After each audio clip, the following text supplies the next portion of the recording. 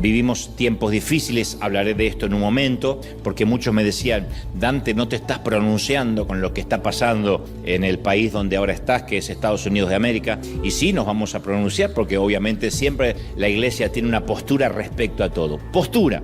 No necesariamente somos antagónicos o estamos a favor del gobierno de turno. No obstante, uno tiene que saber cuáles son las convicciones que nos sostiene, en qué creemos. En momentos hablaré de eso, independientemente del estatus migratorio de cada quien, porque yo sé, me consta, porque hay alguien que debe estar especulando, bueno, el que está ahí es porque no tiene problemas. No, confiamos en el Señor siempre, en momentos de pandemia, en momentos de epidemia, en momentos de redadas migratorias, en momentos de guerra, en momentos de paz. Dios sigue estando en el trono y eso es lo que nos bendice siempre, ¿sí? Y este mensaje va dirigido especial y puntualmente a aquellos que durante estos días, estos últimos meses, o por qué no durante este año han tenido ganas de rendirse, de entregarse, de bajar los brazos. Es probable que haya gente aquí y en casa que ahora mismo se esté preguntando, ¿cómo me puede estar pasando esto a mí? ¿O cómo puede estar pasando esto a mi familia? En cualquiera de los órdenes de las tragedias, los infortunios. Tu vida y la mía obviamente son distintas, como son distintas la vida de cada quien aquí, pero tenemos en común los abrumadores sentimientos que se producen con cosas como la traición, la adicción, la enfermedad mental, la división, las mentiras, el engaño, la tristeza, el desánimo, el temor, las batallas legales, la vergüenza, la culpa, la depresión, la opresión. En apenas esta semana nos levantamos con la noticia, lo decía recién antes de conectarnos al streaming, de un nuevo conflicto en Medio Oriente. Todos sabemos que Israel es el reloj de Dios y de alguna forma determina y marca el pulso del resto del planeta. No es un tema menor, aunque esté ocurriendo lejos en términos geográficos. Pero nos levantamos con la noticia de que hay un nuevo conflicto en Medio Oriente ahora entre Irán e Israel, sumado a lo que localmente está ocurriendo con las redadas migratorias masivas en California, en otras partes también de la Unión Americana, la ofensiva del gobierno local o de turno contra los indocumentados, que independientemente de las leyes que no vamos a debatir aquí porque no nos corresponde, sorprende el discurso de odio, sorprende la crispación que hay en la atmósfera, que obviamente el discurso de odio o lo que se hace con un recelo, con un sesgo violento, desencadenan también protestas violentas en todo el país. Insisto, no estoy justificando ni las redadas ni las manifestaciones. Lo que digo es que uno no sabe qué es lo que desencadena una cosa o la otra. Lo cierto es que se vive una crispación y una violencia absoluta en todo el mundo. En nuestros países desde México hasta Tierra del Fuego, en la región, la situación no está mucho mejor. Se vive en cada nación, me consta, he estado en todos los países, se vive una crispación social, un enfado, un espasmo, una violencia como no ha habido durante muchos años. Estamos viviendo una pandemia de violencia. Una pandemia de violencia ya no es soslayada, sino explícita, desde los medios de comunicación, desde los gobiernos oficialistas y la oposición, los antagónicos. Vivimos bajo la sensación que ya nuestro nido seguro ya no es tan seguro y que ese hogar donde podíamos resguardarnos, descansar, sea donde sea que quede ese hogar, está siendo desmantelado pieza a pieza. Y como dije durante la pandemia, cuando promediaba el inicio del 2020, en ocasiones Dios permite que nuestro nido se estropee, Dios lo permite para enseñarnos a volar. Yo estoy convencido de que Dios y el enemigo no es un Barça-Real Madrid donde a veces gana uno y a veces gana el otro. Cada vez que el enemigo hace algo es con un permiso soberano de Dios. Y muchos durante tiempo hemos plegado nuestras alas y hemos desarrollado el síndrome de la anidación, que es la tendencia hacia la inmovilidad, a quedarnos cómodos. Pero la vida nos va enseñando que aquello que a veces no puede lograr el confort, la seguridad de un nido se logra cuando el nido es agitado. Si uno ve la historia de la humanidad, vamos a ver que cada determinada temporada el nido vuelve a agitarse. Con guerras, con pandemias, con rumores de guerra, es como que con terremotos, con eventos climáticos, tsunamis. De tanto en tanto el nido es agitado para producir especialmente un despertar dentro de la iglesia. muchas congregaciones se empiezan a convertir en iglesias nido, donde lo que más se aprecia es la comodidad, la empoderación, la seguridad, jugar a la guerra espiritual, pero siempre jugar. Decretar, proclamar, Dios me va a dar el auto, tomé la casa por fe, declaro que seré sano. Y hacemos esos congresos donde jugamos a la guerra espiritual, pero en realidad no afectamos a nadie, ni a nada. Pero no podemos en estos momentos difíciles quedarnos callados y quedarnos otra vez en el nido decretando, confesando, estas cosas no van a pasar, se van a acabar. Estas cosas tienen que suceder. Voy a decirte lo que no quieres escuchar, pero estas cosas tienen que suceder. Estaría haciendo una falacia a la palabra si dijera estas cosas se fueron de control, se ve que Dios se distrajo esta semana, o estaría mirando el Mundial de Clubes y por eso se perdió lo que está pasando. No, el apóstol Pablo dijo, toda la creación gime con dolores de parto. ¿Es necesario que les pregunte aquí a las mujeres que han parido si es doloroso el parir? Si realmente es necesario que les pregunte, los varones no tenemos idea, creemos que es como un resfrío, pero las mujeres saben. Pudo haber dicho Pablo, la creación gime como un hombre con migraña. La creación gime como un dolor de muela. Él dijo como dolores de parto. Por una redención que todavía no llegó. Por una salvación total que aún no llegó. Ahora, nosotros siempre hablamos de que queremos dar a luz esa redención. Pero cuando empiezan los dolores de parto, queremos retrasar el nacimiento. O queremos que Dios ponga una epidural. Decimos, no quiero el dolor. Job 29:18, el profeta añade, yo pensaba que iba a morirme en mi nido. Job lo dice, yo pensaba que iba a morirme con los míos, rodeado de mis seres queridos. Pero Dios dijo, no, yo no te bendije para que mueras en el nido. Te voy a llevar a una altura a la que no todas las aves pueden volar. Yo te voy a remover el sitio cómodo, Job, para que llegues a una altura que nunca soñaste. Entonces la batalla espiritual y sin cuartel que se está librando, mis amigos, mis queridos, es real. No es un juego, no es declaraciones proféticas, no es declaro tal palabra, es una batalla real. Y lamento decirte que lo que estamos viviendo en todo el planeta es apenas una pequeña parte de un ataque que se avecina mucho mayor. Las cosas no van a mejorar. Quizás esto termine, esta temporada que vivimos especialmente en los Estados Unidos pase, porque va a pasar, porque cualquier primer mandatario con dos dedos de frente se va a dar cuenta de la pérdida económica, de lo que significa a veces dejarse llevar hormonalmente por una decisión. Así que las cosas van a pasar, pero vendrán otras. Y no quiero que alguna vez me digan, Dante, no me dijiste que se iba a poner peor. Se va a poner peor y yo sé que no vas a decir amén. Y el campo de batalla no está solo en los cielos, en los lugares celestes. También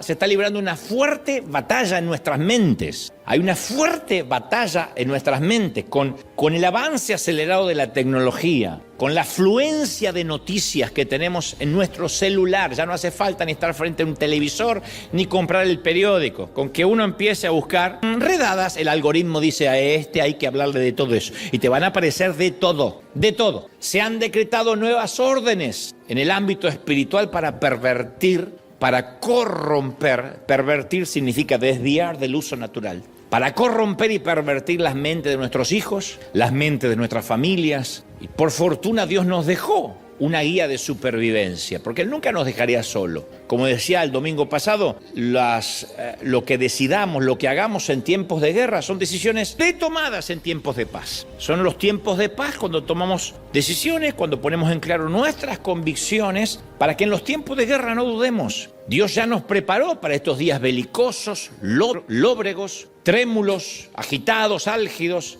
Parafraseando la descripción que hace Pablo en los últimos días en 2 de Timoteo 3:2, él dijo, las personas vivirán solo para sí mismas. Habrá una pandemia de egoísmo, dijo el apóstol. Alardearán, dijo el apóstol, serán arrogantes. Las personas serán orgullosas, altaneras. Los hijos serán desobedientes a los padres. Serán personas sin santidad, sin temor de Dios, sin agradecimiento, sin amor y sin perdón. ¿Qué duda cabe que estamos viviendo la generación sin temor de Dios, sin agradecimiento, sin perdón? Esta es la generación que vivimos. No es una generación apocalíptica que va a llegar más allá. Esta es la generación sin temor de Dios. Sin una generación que no conoce al Dios de sus padres. Pero lo bueno de todo esto es que de alguna forma, como decíamos hoy, todo sigue estando bajo el control de Dios. Él sigue estando en el trono, Él no se movió del trono, ¿estamos de acuerdo? No se ha movido. Entonces, a todos nos gusta el nido. ¿A quién no le gusta el confort, los tiempos y las temporadas de sosiego, de paz? Pero Él quiere que descubramos nuestras alas de la fe y no hay otra manera que la descubramos si no es moviendo el nido. Él quiere que experimentemos el gozo de volar en una altura de fe, en una altura espiritual que antes no vivíamos o que no llegamos a vivir hasta este momento. Antes de la pandemia del 2020, muchos estábamos cómodos, muchos. Yo era uno de ellos, cómodo, haciendo iglesia, jugando a la iglesia. Cuando digo jugando no lo digo en términos peyorativos, digo, hagamos un congreso de tanto en tanto, fijémonos las necesidades de la congregación, qué están pidiendo. Y hay unas hermanas que piden reunión de damas, hagamos una reunión, total tenemos el edificio. ¿Y qué piden los jóvenes? Y reunirse, pero los más jovencitos no se quieren reunir con los más viejos, así que hagamos de adolescente y hagamos adolescente más viejo y adolescente peludo y adolescente sin pelo y hagamos solteros, pero que los solteros de 20 y tantos no se junten con los solteros de 40, porque estos piensan que son solterones y los solterones no se quieren juntar con ellos.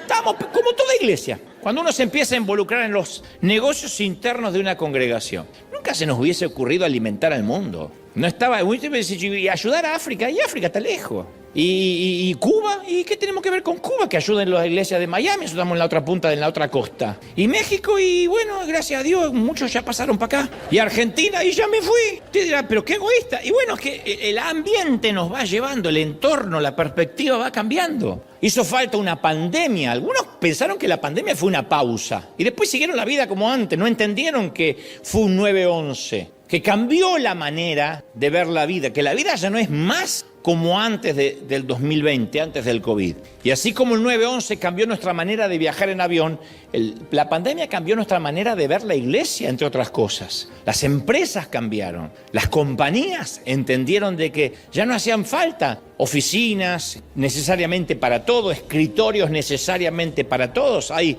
edificios que son fantasmas vacíos en Manhattan, porque todo el mundo descubrió que desde la casa podía ser más efectivo. El mundo cambió. Y los líderes, los pastores que pensaron que era una pausa y después volvían a tener la gente como esclava, con 40 reuniones a la semana, no falta esta reunión, no falta esta otra, te voy a poner un líder encima que te va a controlar. Es que no entendieron que la pandemia se terminó. La pandemia terminó con el silencio de los corderos. Terminó con eso de decir, bueno, tengo miedo de que si me voy un domingo de la iglesia pierdo la cobertura y caigo bajo maldición. Se terminó. Entonces Dios permitió que nuestros nidos se estropearan con un propósito, para que surgieran los verdaderos adoradores, para que la gente empezara a buscar a Dios por su propia cuenta y no repetir frases ridículas en los templos. Y Dios nos está permitiendo vivir esta época de historia profética otra vez, y hay que atravesarla, pero hay que atravesarla sin el estruendo de los noticieros, sin el estruendo de las redes sociales. Ellos no pueden regular nuestro estado de ánimo. Ni Fox, ni CNN, ni Telemundo, ni Univisión no pueden regular nuestro estado de ánimo. Nuestro ánimo está fundamentado sobre la roca. ¿Estamos de acuerdo? Sobre la roca que es Cristo. ¿Qué es lo peor que nos puede pasar? Que repitamos la misma historia de la pandemia. Que nuestras emociones dependan de las noticias, que el miedo y la fe esté regulado por lo que se dice. Porque en estos días difíciles, insisto, es cuando se ve si estamos fundamentados en arena movediza o sobre la roca firme. Ha pasado siempre. En la historia de las naciones se han desatado guerras literales, donde la iglesia ha tenido que sostenerse sobre la fe que se predicó en tiempos de paz. Hace unos días un periodista me preguntaba qué tiempos yo creía que estábamos viviendo a nivel global, ¿no? ¿Qué diagnóstico hacía de lo que nos pasaba? Yo no tengo el complejo mesiánico de decir yo tengo la verdad, pero le dije algo que leí que me pareció interesante. Le dije, yo estoy convencido que ya hemos cruzado como humanidad el Rubicón. En la antigua Roma, el Rubicón era un pequeño canal ubicado en el norte de Italia que marcaba la frontera de la propia Roma. Que un general cruzara esa frontera con su ejército significaba un acto de hostilidad, de hecho una guerra civil. De ahí se acuñó la frase militar cruzar el Rubicón, que es una frase que significa tomar una decisión irreversible, un punto de no retorno, un punto decisivo. El Rubicón es un pequeño río, un canal, que si se lo cruzaba en los tiempos de Roma era guerra. Se originó este evento histórico en donde Julio César cruzó el Rubicón con sus tropas, dando inicio a una guerra civil contra un tal Pompeyo en la antigua Roma. Y el mundo ya ha cruzado esa línea de no retorno. Pareciera como que evolucionó el mundo. Si uno mira, hace una mirada no finita, sino rápida, uno dice, pero no, hemos evolucionado como sociedad. No evolucionamos, involucionamos. Escuchamos mucho acerca de la cultura de la cancelación, que antes no existía. La cultura de la cancelación es un fenómeno social donde cualquier individuo puede ser excluido, se le hace un boicot por acciones, por opiniones consideradas ofensivas a cierto colectivo e inaceptables para la comunidad. Y uno dice, bueno, evolucionamos porque ahora ya no se puede discriminar abiertamente. Pero en el fondo, lo que esconde esa cultura de la cancelación es un cambio de valores, donde a lo bueno se le llama malo y a lo malo se le llama bueno. Y mucho antes que la cultura de la cancelación engullera al mundo, se metió dentro de las paredes de la iglesia. La congregación, las iglesias sucumbimos ante un silencio peligroso. Decíamos, no hablemos de pecado de manera tan directa y ofensiva porque la gente se puede lastimar. Hablemos de errores. Pero nadie se va al infierno por errores, se va al infierno por pecado. Pero decíamos, no mencionemos el pecado, tampoco hablemos mucho de arrepentimiento, porque eso a la gente psicológicamente no le hace bien. Tampoco conviene mencionar ciertos temas sensibles que están en la Biblia y son condenados. Pero como hay tanta diversidad sexual, a ver si nos dan de baja en YouTube o nos cancelan en las redes sociales. Entonces la cultura de la cancelación se metió en la iglesia mucho antes que en el mundo, mucho antes que en Hollywood. Entonces es más cómodo ignorar el declive moral y predicar desde la seguridad de nuestro nido religioso. Y es algo que Dios no va a tolerar.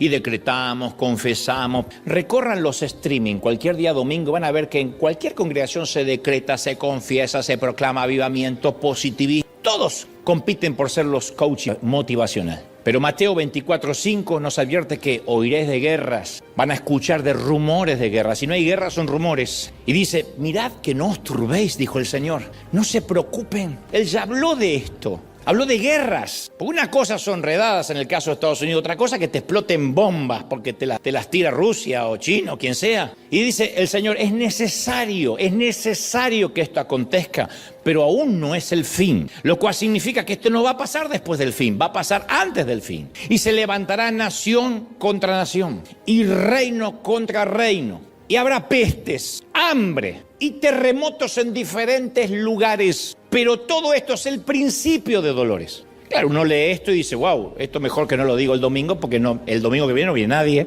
Porque es un mal reporte. Sin duda es un mal reporte. Pero después el Señor añade, y entonces será predicado este evangelio del reino en todo el mundo. Porque la gente lo va a necesitar. El evangelio será predicado. El único momento y durante meses que las iglesias se repletaron de personas fue después del atentado del 9/11. La gente volvió corriendo, inclusive a las sinagogas, a las mezquitas, a las basílicas católicas. La necesidad, cuando el nido se mueve, cuando vemos lo indefenso que somos por una guerra, por una pandemia, por un ataque, entonces sí se produce un reporte maravilloso. Hay que volver a Dios. Ojalá Dios no tuviera que tratarnos como hijos del rigor y entendiéramos. Pero solemos buscar la comodidad del nido. Ergo, yo no quiero sonar como alguien que insensible, poco empático, que no entiende las necesidades de cada persona. Yo entiendo, y entiendo el miedo también. Yo conozco personas que se han gastado hasta el último centavo de optimismo en su lucha contra el cáncer. Porque las demás batallas son colectivas y uno encuentra personas que están viviendo lo que nosotros. El cáncer es una batalla casi solitaria, donde uno con otros extraños tiene que someterse a quimio, diálisis en el caso de problemas en los riñones. Y conozco gente que ha sufrido quimioterapia agresiva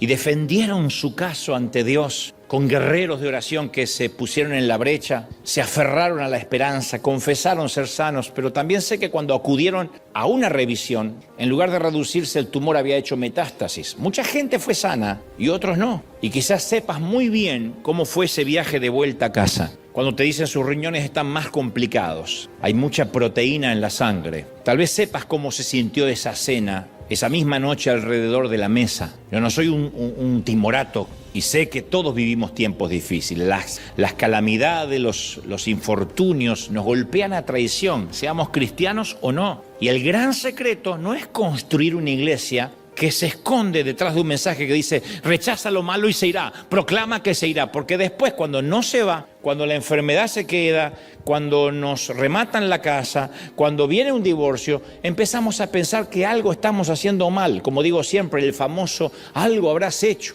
lo cual a lo que nos pasa se le agrega la helada dosis de culpa, ¿Qué estoy haciendo mal para que Dios me castigue? No podemos construir una iglesia detrás del positivismo, sino que hay que predicar más que nunca que tenemos que estar edificados en los sólidos cimientos de la palabra de Dios. ¿La cosa se va a poner fea? Sí. Pero benditos los que estamos fundamentados sobre la roca que es Cristo, que estamos fundamentados en Él, ¿sí? Entonces, como cuando las crisis llegan a nuestra vida como si fuera una flota de excavadoras lista para demoler nuestras vidas, en lugar de aferrarnos al nido, a lo que tenemos, el nido puede tipificar nuestra cuenta bancaria, nuestra casita, los papeles que estamos tramitando, no sé, la seguridad que creemos que nos va a permitir ser feliz. En lugar de aferrarnos al nido, tenemos que aprovechar a decir, Señor, si esto se mueve, es porque quieres que huele alto. Por eso no podemos obviar que en las manos del gran médico, el dolor y las crisis siempre tienen un propósito, siempre. Como un bisturí en las manos de un cirujano que sabemos que no nos va a lastimar. Cuando Dios tiene un bisturí, es como un médico, es porque su propósito no es hacernos daño, sino ayudarnos a elevar nuestra fe. Y si estamos dispuestos a aprender, Dios nos moldea como si fuéramos blandos trozos de barro. Señor, úsame. Voy a confiar en ti, voy a ser prudente como ocurrió en la pandemia, pero yo voy a confiar en ti. Ahora, si nos resistimos, Dios nos dice, bueno, te voy a dejar. No, nos tuerce como si fuéramos láminas de metal. Y si somos demasiado cabezones, nos cincela y nos esculpe como bloques duros de mármol. Pero en todos los casos, Él va a trabajar con nosotros. Nos ama demasiado para perdernos. Nos ama demasiado para olvidarnos. Entonces, al gran médico nunca se le acaban los tratamientos para nuestro carácter. Nunca. Cuando creemos que logramos el sueño americano y nuestro Dios es el crédito y nuestro Dios es el dólar, Él nos recuerda cuán indefensos somos. Cuando en nuestros países decimos por fin un gobierno de derecha, estaba harto de la izquierda, Dios demuestra cuán indefensos son. Cuando dicen por fin un gobierno de izquierda, estamos hartos de la derecha, Dios demuestra cuán indefensos son. Porque la solución al mundo no lo tiene ni Milei, ni Trump, ni Bukele. La sigue teniendo el rey que está en el trono. ¿Sí o no? Para que confiemos en el verdadero Dios. Entonces nos enseña Dios la paciencia.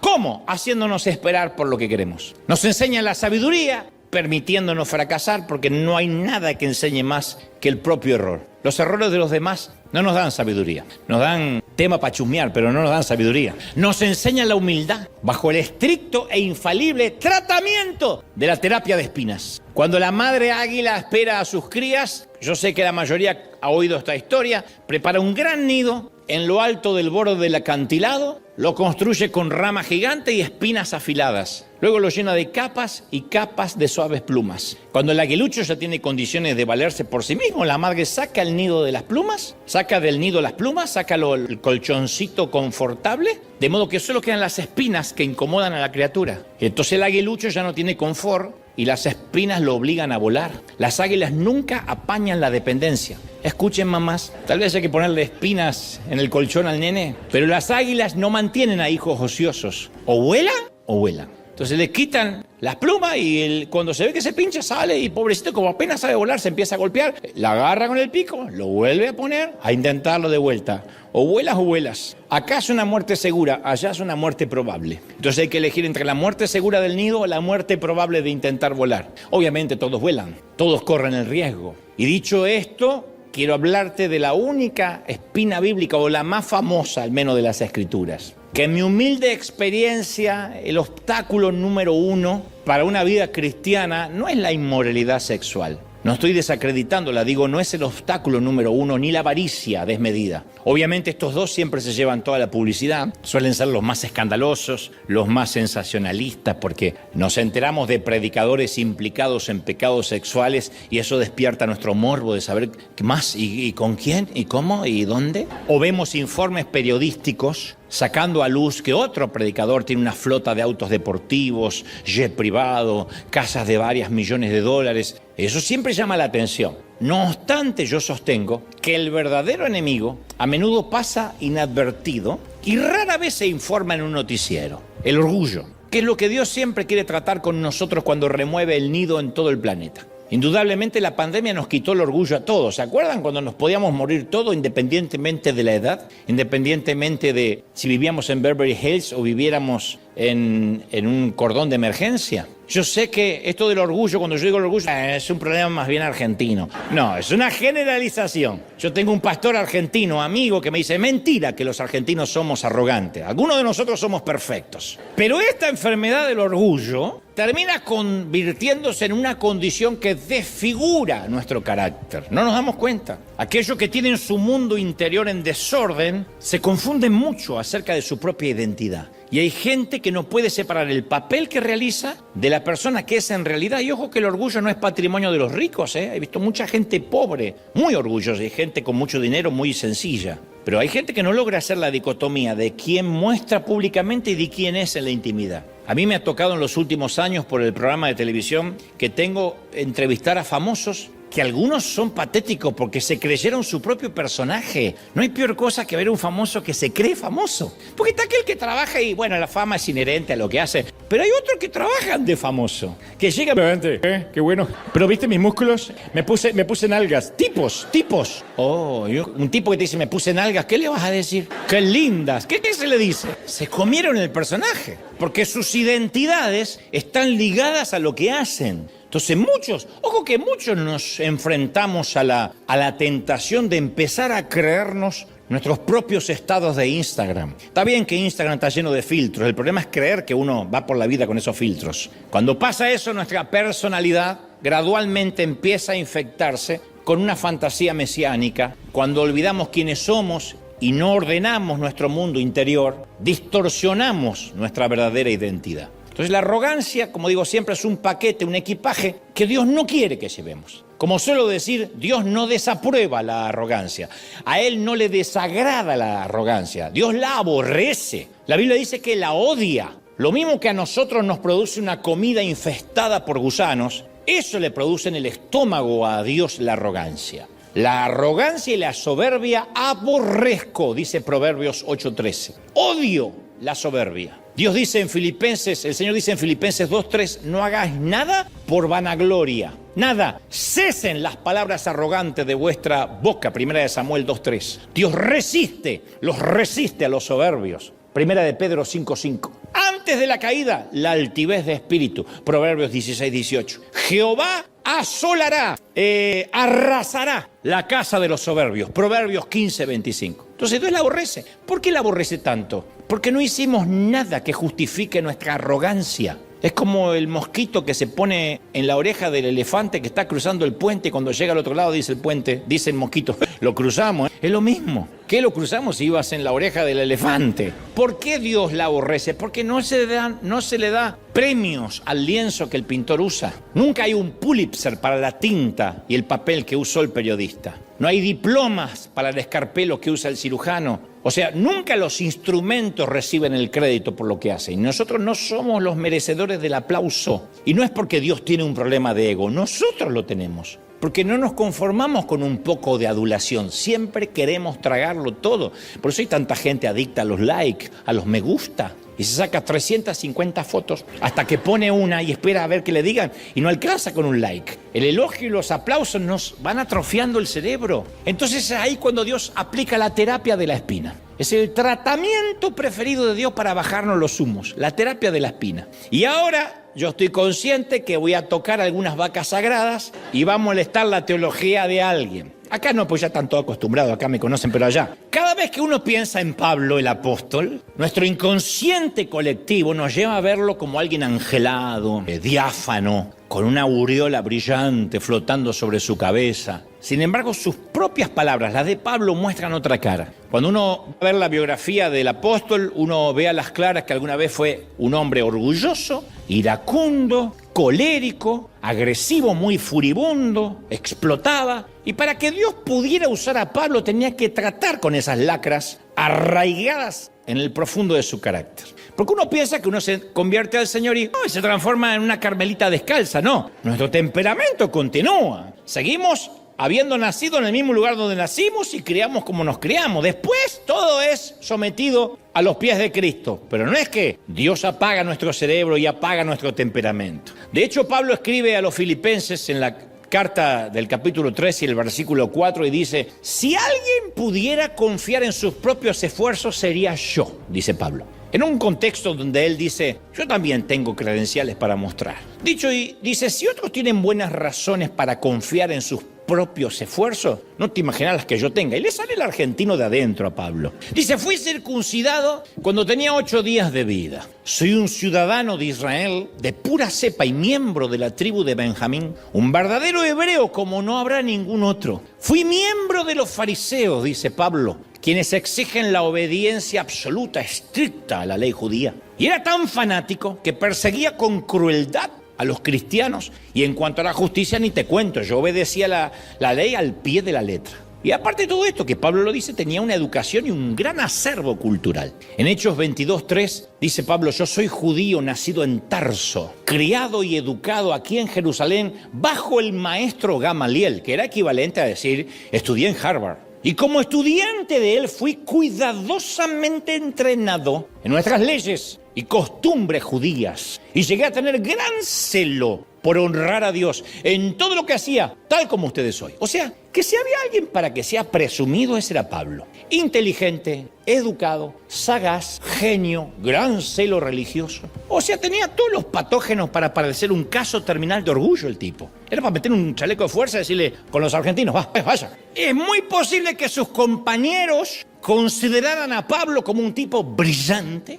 perspicaz, muy agudo, irónico, instruido, versado. De esos tipos con los cuales es muy difícil debatir algo, porque siempre van a encontrar una razón para tener razón. Sin embargo, Pablo tenía muchas luchas en su mundo privado, y no las oculta. En la segunda carta a los Corintios 12, Pablo menciona que tuvo una experiencia espiritual tan intensa y tan excepcional que ni siquiera se le permite describirla en detalle, ¿no? Dice él en un momento: no hay palabras en el diccionario, en la letra, en el griego ni en el latín que pueda graficar, articular lo que viví. Y él dice más o menos así, dice: hace 14 años, no se pierdan esto, fui llevado hasta el tercer cielo, al paraíso, y oí cosas y vi cosas tan increíbles que no pueden expresarse con palabras.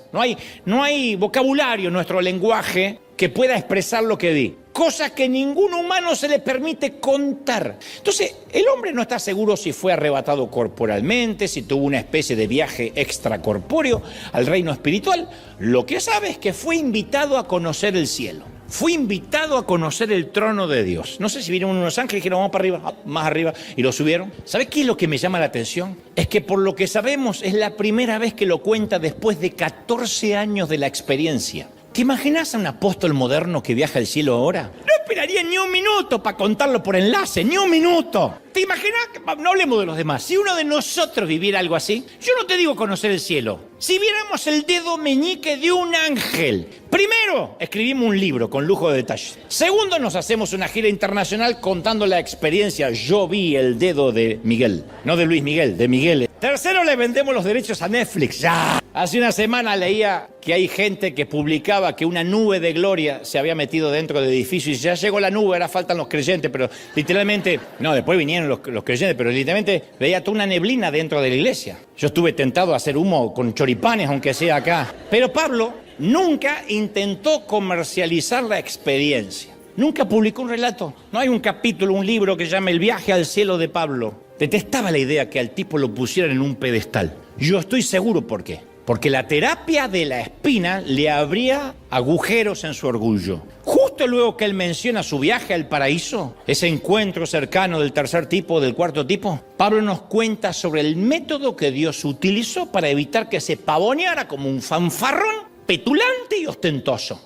Entonces, en lugar de jactarse de su viaje estelar, optó por jactarse de su debilidad, provocada por Dios mismo, que lo llevó a los cielos, pero ahora le baja los humos. Pablo dice: para impedir que yo me volviera orgulloso. Hay que tener valor para esto, porque yo digo, ¿quién es orgulloso acá? Nadie, no, nadie. Pablo dice: para impedir que yo me volviera orgulloso, se me dio una espina espina en la carne, un mensajero de Satanás. Mirá que hay que reconocer que uno tiene pegado un mensajero de Satanás. Porque nos gusta decir, yo tengo el Espíritu Santo, los ángeles me cubren, pero decir un mensajero de Satanás, que decir, viajo con mi suegra a todas partes, una cosa así, ¿no? Perdón no quiero ofender a Satanás. Pero bueno, no. Me fue dado un mensajero de Satanás para atormentarme. No se pierdan estas palabras, para atormentarme. Dios permite que algo me atormente. ¿Qué diríamos hoy? Eso no es de Dios. No permita que nada lo atormente. Y él dijo, tengo un mensajero que me atormenta. Permitido por Dios, porque si no me volvería un petulante. Eso impide que yo me vuelva orgulloso. No sé por qué no hemos predicado más de esto cuando hay tanta revelación ahí. Detestamos que algo malo nos pase, porque inmediatamente pensamos, bueno, si Satanás me está pegando es porque algo malo hice y por eso Dios me desprotegió. Y cuando Dios lo permite, yo hace poco, esto del orgullo que nos cuesta reconocer, yo hace poco le mandé un audio a Marcos Witt, que por cierto va a venir al próximo servicio, al segundo, no es que viene a predicar a este próximo servicio, sino que viene porque viene con familia. Yo le dije a Marcos en un audio, ahora que ambos estamos más grandes, obviamente él más que yo, ¿no? Yo me puse a pensar, ¿por qué de jóvenes no fuimos grandes amigos? Porque nos encontramos, desde hace 35 años para atrás, nos encontramos en distintas partes del mundo, coincidimos un montón de veces, nunca fuimos amigos. Hasta ahora, que ya no nos acordamos para qué ser amigos. Y Marco me responde y me dice, es que recuerda, era el tiempo en que ambos queríamos conquistar al mundo, pero cada uno por su lado, sin darle crédito a nadie. Yo dije, tienes razón, éramos Pinky y Cerebro, pero peleados. Yo no voy a hablar de Marco, pero cuando yo era jovencito, yo codiciaba los elogios de la gente. Porque yo venía, no voy a justificar el orgullo ni mucho menos, pero en un torpe intento de tratar de explicármelo, yo venía de una infancia sin reconocimiento, sin validación, y de pronto descubro toda la validación dentro de lo que hago. Entonces yo quería fabricarme oportunidades, y todo lo que fabricamos con esfuerzo humano no viene con la garantía de Dios. Pero obviamente Dios comenzó a trabajar en mí para crucificar mis motivaciones, si no hoy sería un petulante insoportable. Y las crucificó a esas motivaciones de la única manera que puede hacerse una crucifixión al ego y al orgullo, con espinas, con clavos. Y en más de una ocasión yo pasé mucha vergüenza. Yo siempre agradezco a Dios el invento de YouTube y de los celulares mucho tiempo después que yo había empezado, porque no hay registros. Yo siempre cuento uno de los tantos momentos más vergonzosos que tuve en La Paz, Bolivia, durante uno de los primeros eventos que me invitaban como incipiente y embrionario predicador, porque yo era una suerte de fenómeno precoz, de orador joven. Me llamaban y decían, bueno, y tenemos un muchachito de 21, de 20 que va a predicar, y yo pasaba todo flaquito a predicar. Y en aquel entonces yo era muy inmaduro, muy inseguro, y preparé mi único sermón que me sabía de memoria, Noemí. Yo predicaba Noemí, Noemí 2, Noemí 3, Noemí 4, la venganza de Noemí,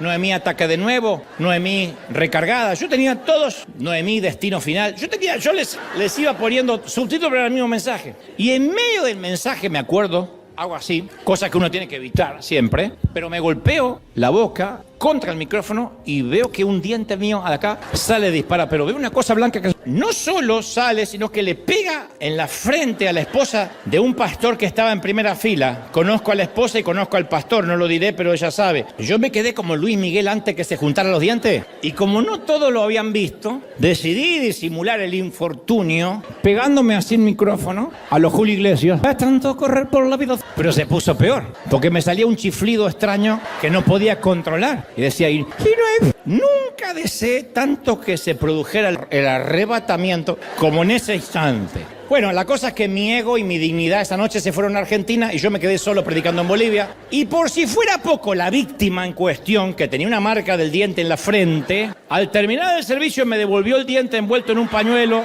y dijo, creo que es tuyo. ¡Qué feo! Yo no la miré a la cara, le dije, gracias. Con el mismo chiflido que había predicado, me lo metí en el bolsillo. Y luego oré que jamás volviera a ver ni a esta mujer, que Dios la dejara amnésica junto a toda la congregación, y lo que es mejor, que Bolivia se olvide de que ese día existió. Me hizo acordar de aquella historia del joven predicador que subió al altar o al escenario con su ego inflado y los nervios le hicieron que se equivocara muchísimo y bajó muy humillado, y entonces el gran predicador Spurgeon le dijo, muchacho, si hubieses subido como bajaste, habrías bajado como subiste. El tema es que muchas veces Dios me hizo bajar humillado, porque tenía que tratar conmigo. El tema es que cuando Dios empezó a filtrar mis motivaciones, dejé de estar buscando oportunidades, y fue cuando las oportunidades empezaron a buscarme a mí. Pero para que eso pasara, tuvo que correr mucha agua bajo el puente. Ahora, ¿Qué es esa espina de la cual habla Pablo? ¿Por qué Dios usaría este método para golpear el orgullo de Pablo? ¿Por qué un dolor tan devastador, tan implacable? A priori nadie interpreta que la espina de Pablo era una espina literal, no era una astilla, era una metáfora, una alegoría. Y son muchas las teorías de lo que bien pudo haber sido y muchas son creíbles. Yo nada más puedo mencionar algunas, pero algunos suponen o sugieren que la espina se refiere a la gama de sufrimientos que Pablo describió, que terminaba siendo una espina. Había soportado pruebas, palizas, encarcelamientos, noches en vela, abandonos, traiciones. Posiblemente él tenía esa seguidilla de cosas donde uno dice, pero todo lo que hago se me complica. Algunos comentaristas han pensado que no, que quizás Pablo luchaba con ciertas tentaciones sexuales, porque la vida célibe no suele ser fácil. Entonces posiblemente luchaba con alguna tentación sexual que no aparece de manera explícita. Algunos dicen, no, era el gran Pablo. Sí, pero era un hombre. Tal vez la espina fuera un impedimento físico, una desfiguración, una enfermedad crónica, migrañas severas, fiebres palúdicas, incluso un impedimento para hablar. Capaz que era un impedimento en la vista, muchos más coinciden con esto. En Gálatas 4:15 Pablo dice, estoy seguro de que ustedes, de haber sido posible, se hubiesen arrancado sus propios ojos para dármelos. Toda la pauta de que tal vez no veía bien, y al final de esa carta comenta, fíjense con qué letras grandes estoy escribiendo estas palabras. ¿Será que tuvo que depender de secretarios, de escribas, para que le leyeran, le escribieran lo que apenas podía ver? Si Pablo hubiese tenido glaucoma o cataratas, eso explicaría mucho de sus problemas. Pero sin importar cuál era su espina, tenemos que imaginarnos a un Pablo distinto a como lo retrata la religión. Yo lo veo como un hombre encorvado, con los ojos clavados en el suelo la mayoría de las veces, aquejado por una dolencia física. Así me lo imagino y así lo retrataría si produjera una película sobre Pablo. Me lo imagino dictando las palabras de sus cartas y tal vez necesitaba hacer una pausa de tanto en tanto porque recuperaba fuerzas para poder seguir hablando. Porque no son las palabras de un teólogo empoderado que especula sobre el mundo exterior desde su silla mullida de su oficina cómoda. Sus palabras estaban forjadas sobre el yunque del dolor. Fueron escritas con tintas de sangre. Pablo nunca supo lo que era vivir en un nido cómodo, en el sueño americano, por ejemplo. ¿Y nosotros? ¿Con qué espina crónica estamos luchando? ¿Con qué dolor? ¿Estamos agobiados por un problema físico, mental, emocional? ¿Cuál es nuestra terapia de espinas que venimos orando y orando y orando? Y parece que Dios contesta todo menos esa espina. Lo cual grafica de que no es que Dios tiene algo contra nosotros, porque en otras cosas sí somos bendecidos, pero hay algo que le hemos suplicado al Señor que lo quite. ¿Cuántas veces hemos rogado y negociado? Señor, si me lo quitas yo voy a poder y te prometo, y si tú me das yo te doy. ¿Por qué tengo que convivir con esta debilidad? ¿Qué debilidad? ¿Con cuál debilidad estás luchando? Que vuelves y vuelves y vuelves. Pablo le suplica al Señor que le quite la espina. No una vez, no 2 veces, 3 veces. Ustedes dirán, bueno, pero 3 veces comparado con lo que lloré es poco. Pero la palabra traducida súplique implica mucho más que una petición. Pablo rogó, impulsó, instó, clamó por ayuda. No es el tipo de oración, Señor, que consiga un estacionamiento en el mall. Haz que mi suegra no venga esta Navidad. No es esas oraciones superfluas. La oración de Pablo es esa que nos hace caer sobre el rostro, gemir de agonía, sudar sangre, porque tu hijita o tu hijito está adentro siendo intervenido. Por ejemplo, estás afuera y el médico no te dice nada, ni siquiera si la operación está saliendo bien. Y cualquier cara de preocupación que ves en los enfermeros cree que se trata de la vida de tu hijo. De eso hablo. Y a pesar de las desgarradoras súplicas de Pablo, el Señor nunca libró a Pablo de su dolor. ¿Por qué no? Porque había un propósito con esa espina. Y Dios no le dijo, no, de hecho le reveló el propósito detrás de la espina de la carne. Le dijo, ¿por qué? Le dijo, ¿por qué? Te estoy evitando, Pablo, que te pavonees como una celebridad. Ya tengo muchos dando vuelta por ahí. La fuerza gravitacional del ego siempre es implacable. Solo que los evangélicos, los cristianos, lo encubrimos con esa delgada capa de vocabulario espiritual. Desarrollamos nuestro propio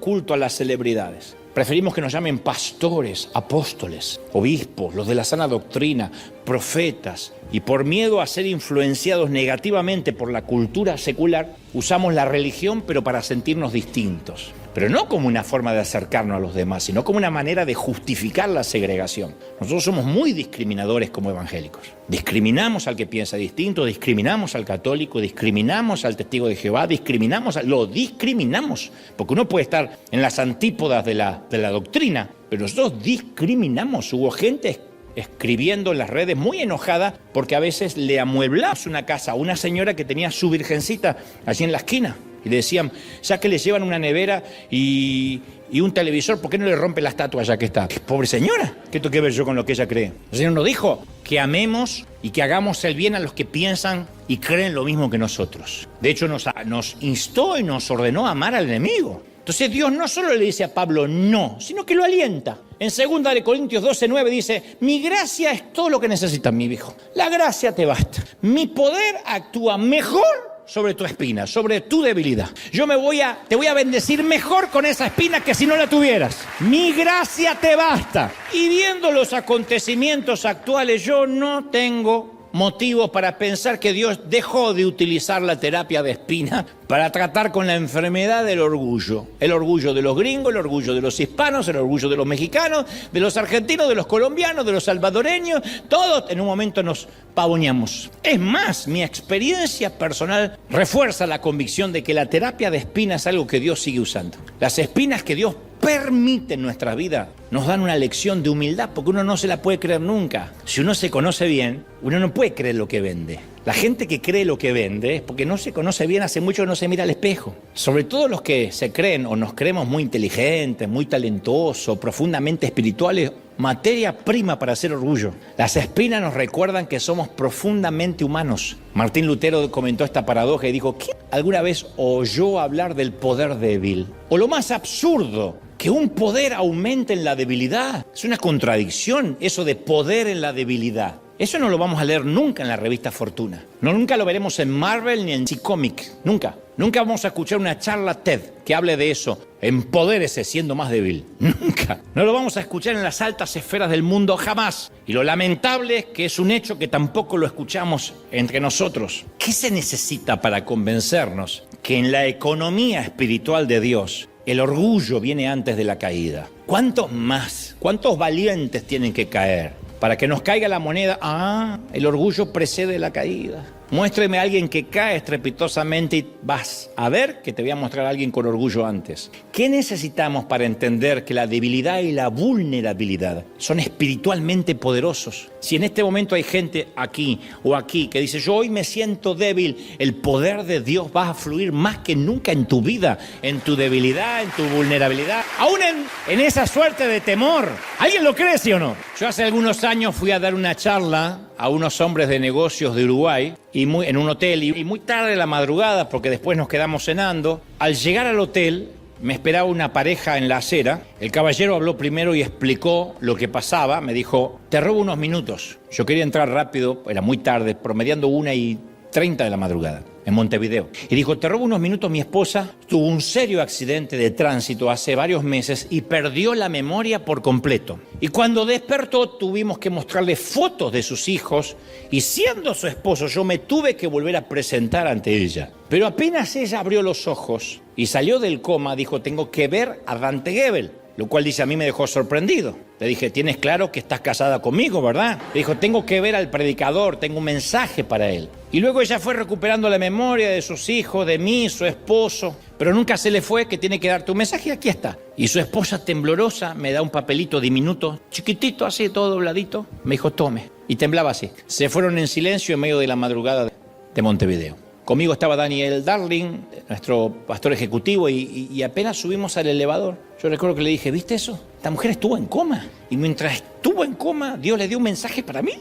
Hagamos un libro, llevemos a Netflix. No, pero yo pensaba, si al despertar solo recordó quién era yo, tiene que ser un mensaje poderoso. Lo que no me cerraba era que entraba en un papel tan diminuto. Yo imaginé un mensaje tipo, esto te sucederá en los próximos años, y un código, un link para que yo vaya a buscar, Argentina ganará el resto de los mundiales mientras tú vivas. Regalo que te quiero dar. pero abrí el diminuto papel y contenía estas palabras. Dante, que te baste con mi gracia, mi poder siempre se perfeccionará en tu debilidad. Yo no aplaudí. Yo dije, ¿de verdad estuvo en coma y esperó hasta la madrugada en la puerta del hotel para darme esto? Lo tengo en la Biblia. Y para ese entonces no logré comprender la profundidad de estas palabras y por qué Dios me envió ese recordatorio. Yo no puedo decir cuántas veces esas palabras me ayudaron en las zanjas del dolor, en los callejones de la desesperación. Recuerda que mi gracia te va a bastar. Todo lo que necesitas es mi gracia. Yo sé que las espinas del sufrimiento no son fáciles de abordar. De hecho, es posible que aquí, en casa, haya gente que experimentó profundidades de sufrimiento que yo jamás he conocido ni voy a vivir. Así que yo no te voy a dar la impresión de que soy el modelo a seguir de cómo atravesar el sufrimiento, porque no viví cosas duras como mucha gente. Yo sé que es más fácil predicar de este tema que vivirlo de una manera coherente. Pero sí creo que tenemos que encontrar el poder de Dios en nuestra debilidad. Tenemos que llegar a decir, en este momento lo único que necesito es la gracia de Dios. Yo confieso que he luchado y que todavía lucho con muchísimas espinas, las cuales no te voy a contar porque no te importe, son mías, con muchas debilidades, conscientes y muchas inconscientes que Dios me va a ir revelando de a poco. Tengo dificultades, soy débil, soy vulnerable, sufro todos los ataques de cualquier mortal y es por eso que aprecio la gracia como nadie. Es por eso que no me atrevo a juzgar a nadie, a condenar a nadie. No hay pecado que me asuste y que diga, wow, eso está por encima de lo que yo tolero. Yo sé que la gracia es abundante para cualquier tipo de pecado. Y cuando Pablo aceptó lo que Dios estaba haciendo, dijo, es por eso que yo me deleito en mis debilidades, me alegro por mis debilidades. ¿Quién se alegra por las debilidades? Pablo. Me alegro por los insultos, por las privaciones, me dijo por las persecuciones, por las dificultades que sufro por Cristo. Porque cuando soy débil, Dios me dijo que entonces soy fuerte. Entonces los insultos no ofendieron a Pablo. Las dificultades no lo desanimaron. Las persecuciones no lo destrozaron.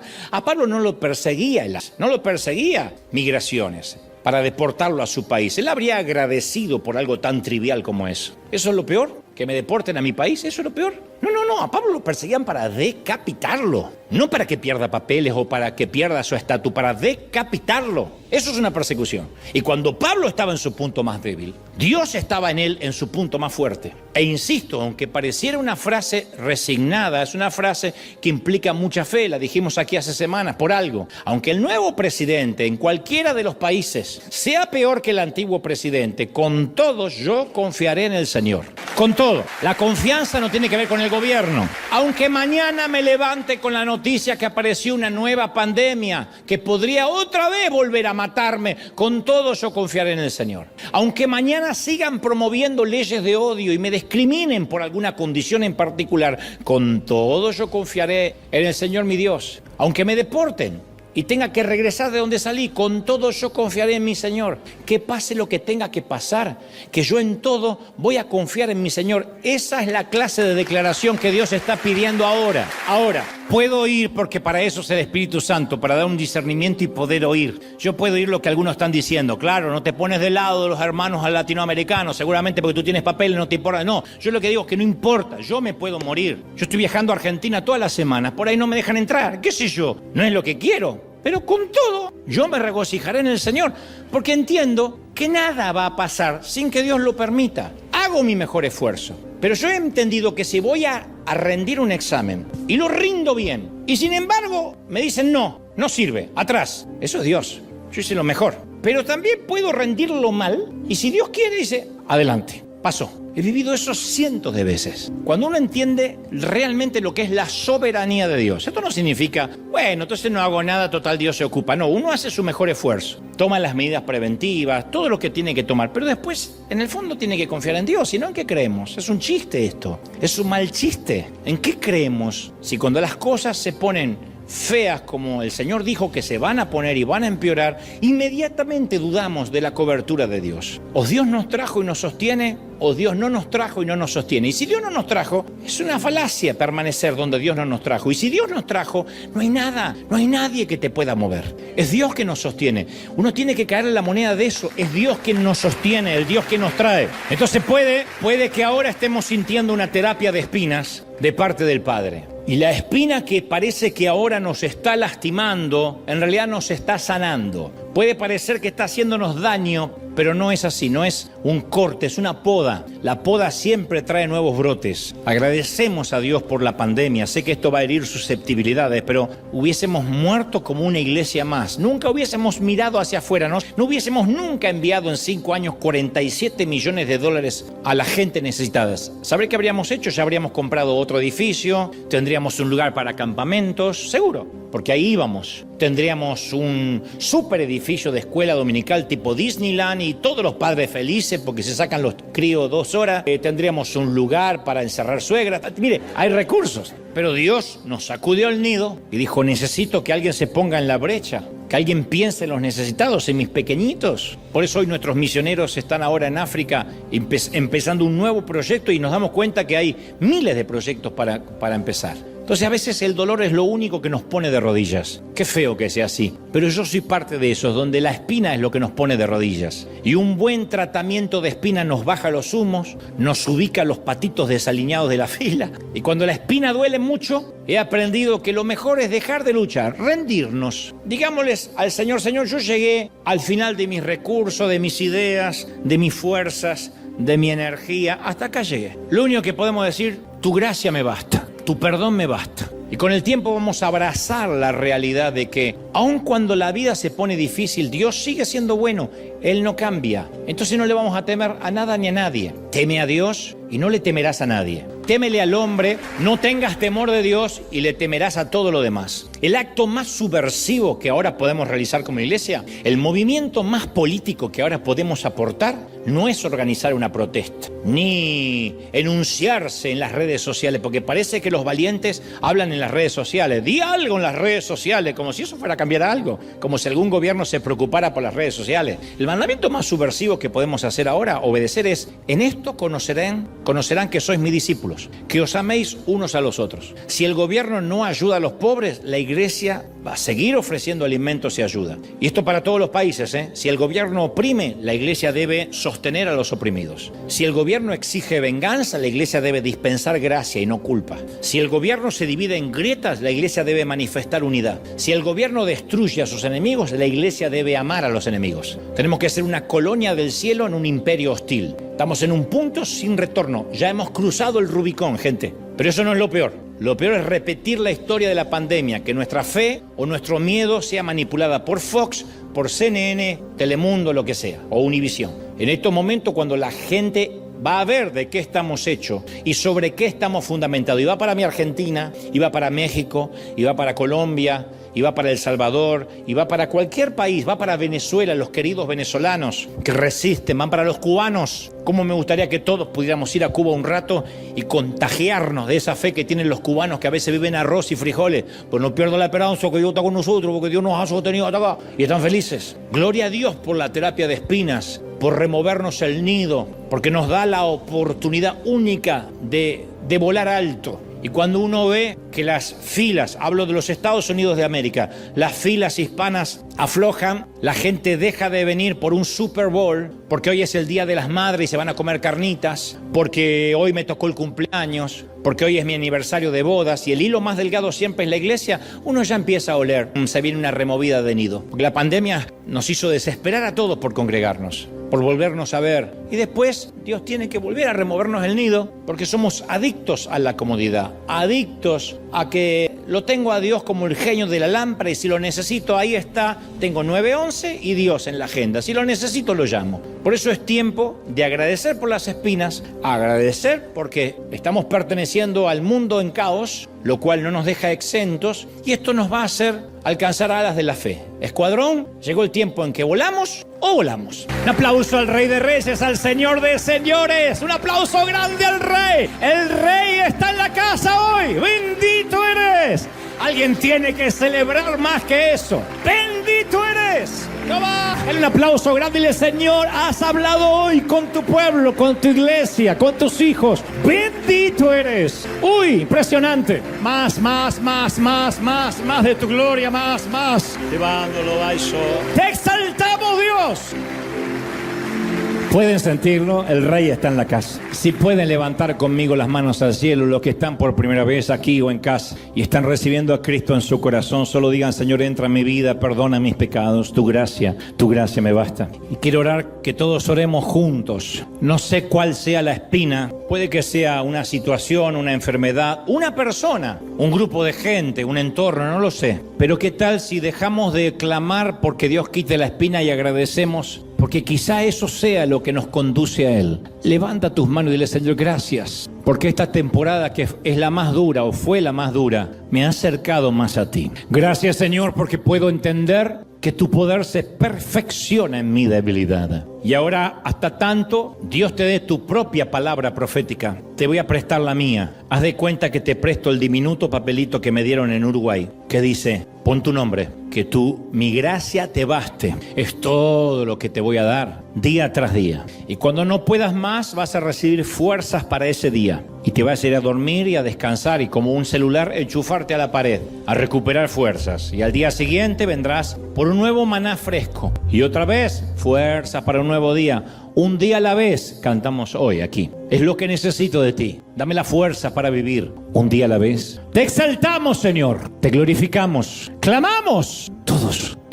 Te exaltamos, Rey. Todos levanten sus manos, todos clamen. Los que puedan orar, los que puedan decir: Señor, yo creo que algo nuevo empieza en mí a partir de ahora.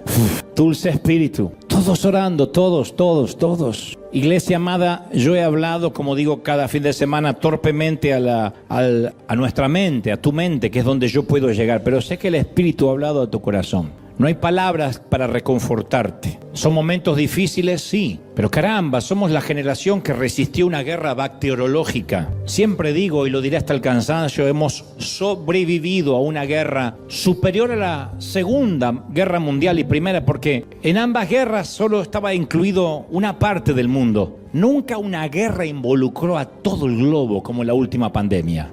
Una guerra que fue por nuestros hijos, por nuestros abuelos, por nuestros padres, que dejó entubados a nuestros seres queridos, que algunos los tuvimos que ver partir de jóvenes. Sobrevivimos. De verdad que nos van a asustar, nos van a amilanar, de verdad que nos van a hacer claudicar las leyes, las internas políticas. Nuestra salvación aquí en Estados Unidos no la tiene ni Trump, ni tampoco Newsom. No la tienen los demócratas ni los republicanos, como en Argentina no la tienen ni los kirchneristas, ni los libertarios, ni los peronistas, ni los radicales que resisten. La solución siempre la ha tenido aquel que no se ha movido del trono. Y que diga cuando estas cosas, y nos recuerde cuando estas cosas sucedan, levantad los ojos al cielo y confiad, porque el Evangelio será predicado en todo el mundo. Habrá una necesidad, un hambre, correrán para escuchar palabra. Habrá hambre de pan en las casas que tengan pan. Dejarán de seguir a agoreros, a magos, a timadores de la fe, y comenzarán a buscar palabra de Dios. Recorrerán las esquinas del mundo buscando palabra, buscando alimento. Benditos los que provean alimento, no solo para el cuerpo, sino para el espíritu. Seamos los graneros del mundo esta vez a nivel espiritual. Sostengamos, seamos la resistencia, basados en la roca. Y vivamos lo que todos, porque los vientos soplan para todos, las tormentas son iguales para todos. Pero se verá quién está fundamentado sobre arena y quién sobre roca. Y aquellos que han fundamentado su vida en tiempos de paz sobre arena, no es tarde. Si no, Dios no se tomaría el trabajo de hablarnos. Es tiempo de decir: Señor, cambia mis fundamentos. Ahora quiero estar sobre la roca sólida, firme, puesto en Dios, creyendo en ti. Gracias, Señor, por este tiempo. Gracias por tu presencia. A los que miran en casa, a los que son de cualquier otra nación, a los que miran desde los Estados Unidos de América, desde cualquiera de los estados, bendigo tu entrada, tu salida, tu acostarte, tu levantarte. Bendigo a los pastores, a los líderes, a los que han tenido complicaciones, a los que han bajado los brazos. Gracias por las espinas, gracias, Señor, por estas espinas maravillosas. Gracias, Señor, por tu bendición. Te damos gracias, te bendecimos. Quiero despedir a la gente del otro lado, que Dios las bendiga, a los que están en casa. Nosotros nos quedamos aquí con una pequeña cosita profética que haremos, local, pero allí en casa. Que Dios te bendiga, que Dios te guarde. Todo está bien, el Rey sigue estando en el trono. Eso es una buena noticia. Si esta palabra bendijo tu vida, te invito a que te suscribas y actives la campanita, así seguiremos creciendo juntos en la fe.